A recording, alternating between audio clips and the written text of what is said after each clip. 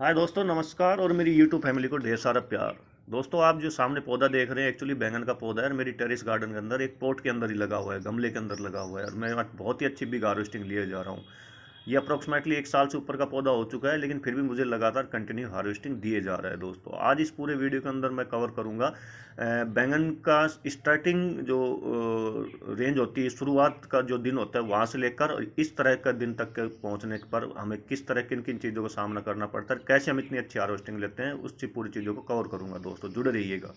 तो दोस्तों, मैं हूं मनदीप और आप देख रहे हैं organic kitchen garden on terrace. मेरे यूट्यूब चैनल पर आपका हार्दिक अभिनंदन है और उम्मीद करता हूं मैं जो भी वीडियो बना रहा हूं आपको काफी पसंद आ रहे होंगे। दोस्तों, तो वीडियो को लाइक करें, चैनल को सब्सक्राइब करें और मेरे नए व्यूअर्स तो मुझे ज्वाइन कर ही ले, क्योंकि मैं आगे आने वाले टाइम के अंदर आपको काफी अच्छी अच्छी चीजें बताने वाला हूँ, ताकि आप भी एक कदम अच्छे स्वास्थ्य की ओर चलते हुए ऑर्गेनिक चीजों को अपने टेरिस पर या अपने जमीनी ग्राउंड है वहां पर आप उगाकर एक अच्छी भरपूर उत्पादन परिवार के लिए ले सके। दोस्तों, बैंगन की अपन चर्चा कर रहे थे, तो मैं आपको बताना चाहूंगा इनिशियल रेंज, मतलब जो शुरुआत के अंदर जब हम सीड्स को जर्मिनेट कर लेते हैं। ये मेरे देखिए बैंगन का पौधा है जो कि जर्मिनेट हो चुका है, खूब अच्छे रूप के अंदर है। ठीक है दोस्तों, इसका मैंने सोर्स डाला हुआ है, कैसे जर्मिनेट करें वो आप चेकआउट कर सकते हैं चैनल पर विजिट कर कर।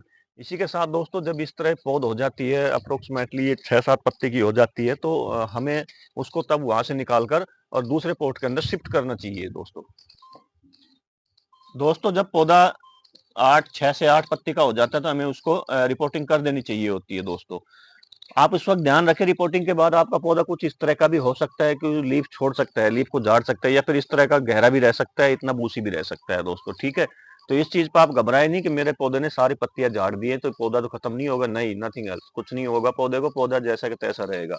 लेकिन हाँ, आपको जो आपकी गार्डन जो मिट्टी बनाते हैं, वो एक पोरस मिट्टी आपने बनानी चाहिए होती है। दोस्तों, मैं पोरस मिट्टी बनाने का जो वीडियो इस लिंक इसके डिस्क्रिप्शन में लिंक में डाल दूंगा। दोस्तों, मैं एक्चुअली 50% गार्डन सोयल लेता हूँ एंड 30 से 40% लेता हूँ काउ डंक एंड 10% में लेता हूँ स्टोन डस्ट या रिवर सैंड।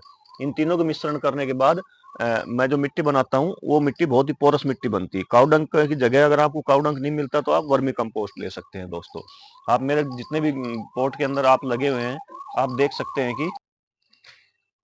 हैं दोस्तों, मेरे सभी पॉट्स के अंदर एक्चुअली देखिए पूरी गार्डन सॉइल खूब अच्छी मिक्स करके मैंने बनाई हुई है और खूब अच्छी बनी हुई है। दोस्तों, सभी पॉट के अंदर है। आफ्टर रिपोर्टिंग जब हमारा पौधा अप्रोक्सीमेटली 1 महीने का हो जाता है, तो उस वक्त हमें क्या करना होता है कि मैक्सिमम आपने देखना कि अगर ग्रीनरी पूरी बनी हुई है तो उसके अंदर हमें किसी भी तरह के खाद डालने की कोई भी रिक्वायरमेंट नहीं है। दोस्तों, लेकिन हाँ, इस तरह का अगर पौधा आपका हो जाता है, ये देखिए पत्ते कितने चौड़े हैं इसके, लेकिन पत्ते जलने शुरू हो गए हैं। अब इसमें दो कारण हो सकते हैं पत्ते जलने के। पहला कारण तो हो सकता है तेज गर्मी धूप की वजह से पत्ता जल जाए। दूसरा कारण होता है कि पौधे के अंदर न्यूट्रिशन की कमी आ जाए, या फिर पौधे के अंदर तीसरा कारण ये भी मान सकते हैं कि पानी के मिट्टी के अंदर ज्यादा नमी है। परंतु आप यहाँ देख सकते हैं कि मेरी यहाँ मिट्टी के अंदर ज्यादा नमी नहीं है, बिल्कुल नॉर्मल मिट्टी बनी हुई है। ठीक है, नॉर्मल है मिट्टी भी, नीचे से थोड़ा सा मॉइस्चर बना हुआ है मिट्टी के अंदर। तो मिट्टी के पानी के यहाँ पर कोई वो नहीं है, अगर पानी की वजह से हुआ हो। अब हमें ये देखना पड़ेगा किस वजह से हुआ, तो सबसे बड़ी बेस्ट वजह इसकी यही निकल के सामने आई है कि ये है न्यूट्रिशन की कमी की वजह से ऐसा हुआ है।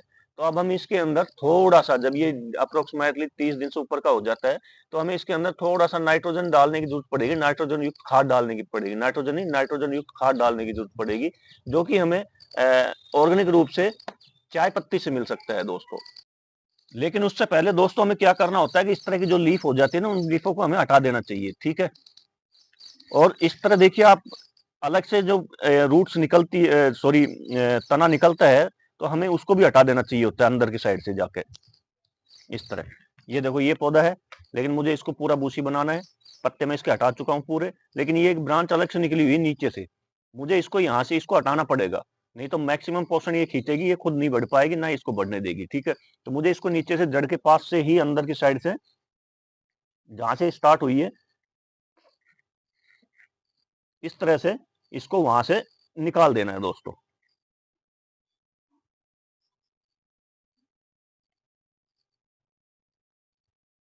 इस तरीके से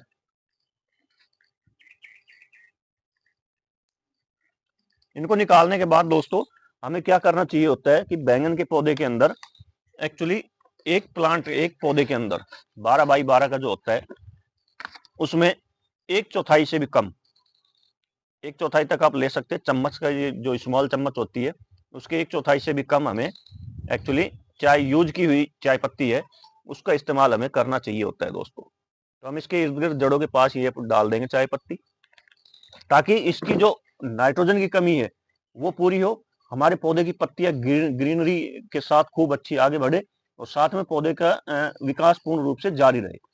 साथ में हम दोस्तों आप हमेशा ध्यान रखें कि जब भी आप किसी भी ऑर्गेनिक का खाद का या केमिकल वाले खाद का इस्तेमाल करते हैं तो पानी देना पौधे के अंदर ना भूले दोस्तों।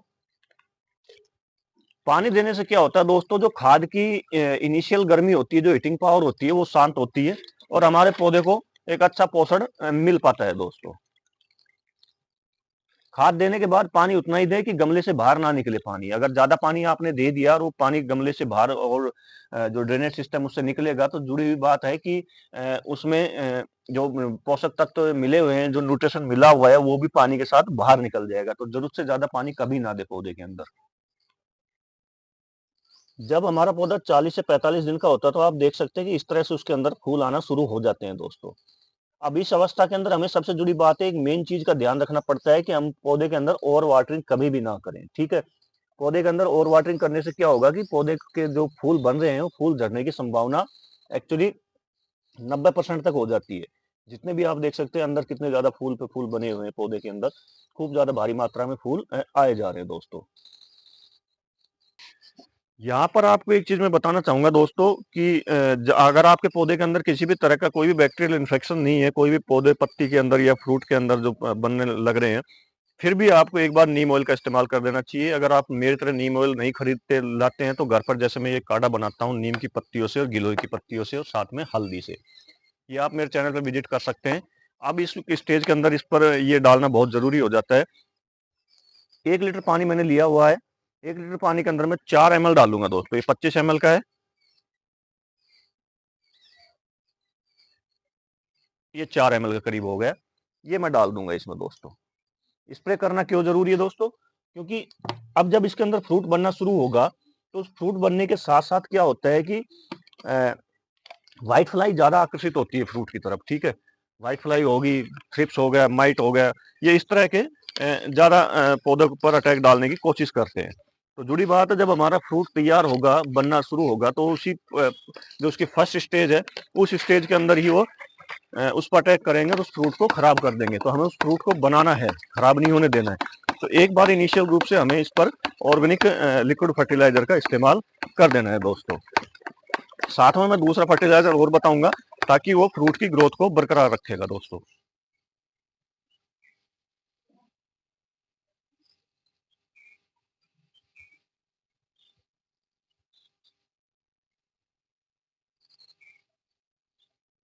आप नीम ऑयल का इस्तेमाल या इस तरह का जो है जो मैं बनाता हूँ घर पर, उसका इस्तेमाल आपको 10 से 15 दिन के अंदर एक बार अपने पौधे पर अप्लाई कर देना चाहिए। खासतौर से जब फ्रूटिंग की स्टेज में पौधा होता है तब दोस्तों, तब तो आपको 100% एक बार कर देना चाहिए होता है दोस्तों। इसी के साथ दोस्तों हम इसमें हल्की हल्की गुड़ाई करेंगे और गुड़ाई करने के साथ ही हम इसमें एक खाद और मैं आपको बताने वाला हूँ जो कि बहुत इजी वे में मिल जाता है, ठीक है। आप वर्मी कंपोस्ट ला सकते हैं तो बहुत वर्मी कंपोस्ट का इस्तेमाल कीजिए। मैं करता हूँ हमेशा गोबर के खाद का इस्तेमाल, गाय का गोबर होता है। अब इसमें 1 मुट्ठी के करीब में गाय का गोबर जो बिल्कुल डिकम्पोज हुआ होगा वो इसके अंदर मैं डाल दूंगा इसकी जड़ों के आसपास, ताकि इसको नाइट्रोजन, कैल्शियम, फास्फोरस और भी काफी तरह के न्यूट्रिशन मेरा जो फ्रूट अब तैयार होगा बनकर उसको दोस्तों मिले पूर्ण रूप से। खाद डालने के बाद हमेशा मैं फिर आपको दोहरा रहा हूँ कि पानी डालना दोस्तों ना भूले।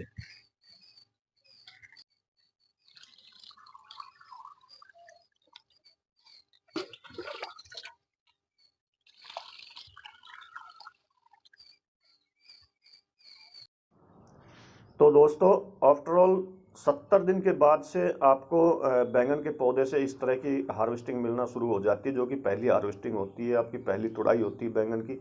अप्रोक्सीमेटली 35 से 40 दिन से 45 दिन के बीच में आपके बैंगन के पौधे के अंदर फूल आना शुरू हो जाते हैं।